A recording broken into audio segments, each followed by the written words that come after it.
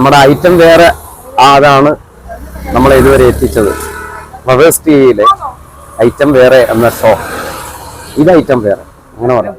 കാരണം ഐറ്റം വേറെ എന്ന് പറഞ്ഞ പ്രോഗ്രാമുണ്ട്, അതാണ് ഫ്ലവേഴ്സ്. അതിനെ 1000 നന്ദി പറഞ്ഞുകൊണ്ട് ഫ്ലവേഴ്സ് ആയ ഒരു പരിപാടി ഈ ഐറ്റം വേറെ തുടങ്ങിയില്ലായിരുന്നെങ്കിൽ എൻ്റെ അനീസുകാര് ഈ രീതി വരുമെന്ന് നമുക്ക് പറയാനൊക്കത്തില്ല. പക്ഷെ മെയിൻ ഘടകം ഫ്ലവേഴ്സ് ചാനലാണ്. ഹലോ വനജ ടീച്ചറെ, ഞാൻ തുടങ്ങി അല്ല, കുറെ നാളായിട്ട് തുടങ്ങുന്ന അതല്ല പറഞ്ഞത്. ഞാനിവിടെ ഒരു രാഘവൻ ചേട്ടന്റെ പുഴുക്കുകട തുടങ്ങിയെന്ന്. പിന്നെ ഒരു കാര്യം പറയാം, ഇവിടെ വന്നാൽ ആരും അറിയാതെ വേണമെങ്കിൽ പുഴുക്ക് 2 കഷ്ണം കഴിച്ചിട്ട് പോകാം. നിന്ന് പുഴുങ്ങാതെ പോകാനോ എന്തായാലും ടീച്ചർ വരുന്ന ലക്ഷണമല്ല, കട്ട് ചെയ്തിട്ട് പോകാം. ഹായ്, നമസ്കാരം. പുതിയൊരു വീഡിയോയിലേക്ക് ഏവർക്കും സ്വാഗതം. ഇന്ന് എല്ലാവർക്കും പ്രയോജനം ചെയ്യുന്ന ഒരു വീഡിയോ ആയിട്ട് പ്രേക്ഷകരായ ഞാൻ നിങ്ങളുടെ മുമ്പിൽ വന്നിട്ടുണ്ട്. നമ്മുടെ ഫ്ലവേഴ്സ് ചാനലിലെ ഇത് ഐറ്റം വേറെ എന്ന പ്രോഗ്രാമിലൂടെ വൈറലായി നിൽക്കുന്ന 3 ചെറുപ്പക്കാരുണ്ട്. അവർ 2 പേര് 2 സ്ഥാപനങ്ങൾ ഇട്ട് കഴിഞ്ഞു. അപ്പം അതിലെ സുജിത്ത് കോന്നി നമുക്ക് പ്രമാടം എന്ന് പറഞ്ഞ സ്ഥലത്ത് പ്രമാടം സ്റ്റേഡിയത്തിന്റെ അടുത്തായിട്ടൊരു സ്ഥാപനം തുടങ്ങിയിട്ടുണ്ട്. സുജിത്ത് കോന്നി രാജീവ് ഗാന്ധി സ്റ്റേഡിയത്തിന്റെ അടുത്ത് രാഘവൻ ചേട്ടന്റെ പുഴുക്കുകട. അതിന്റെ വിശേഷങ്ങളാണ് പ്രേക്ഷകരായ നിങ്ങളിലേക്ക് ഞാൻ എത്തിക്കാൻ പോകുന്നത്. നമ്മുടെ സുജിത്ത് ചേട്ടൻ ഇവിടെ നമ്മുടെ അടുത്ത് തന്നെ ഉണ്ട്.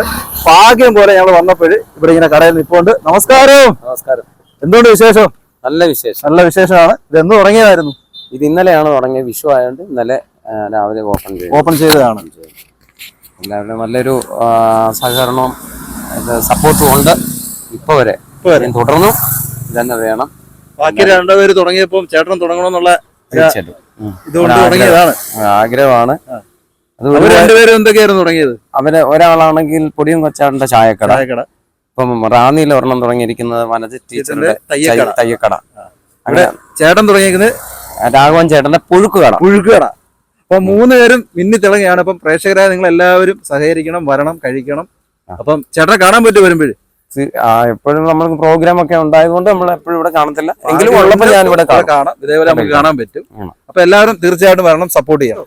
ഞാനും തുടങ്ങി, അവര് 2 പേരും തുടങ്ങിയിട്ടുണ്ട്. നമ്മുടെ ഹരിച്ചേട്ടനും രാജേഷ് കൊട്ടാരവും ഒരു ചെറിയ രീതിയിലുള്ള സംരംഭം തുടങ്ങി. അത് വളരെ രീതിയിൽ നമ്മളെ സപ്പോർട്ട് ചെയ്യുന്നവരെല്ലാം അതുകൊണ്ട് ഈ കടയ്ക്കും ഒന്ന് സപ്പോർട്ട് ചെയ്യുന്നുണ്ട്. അതുകൊണ്ട് അവരുടെ കട അത്രയും വിജയിച്ചു.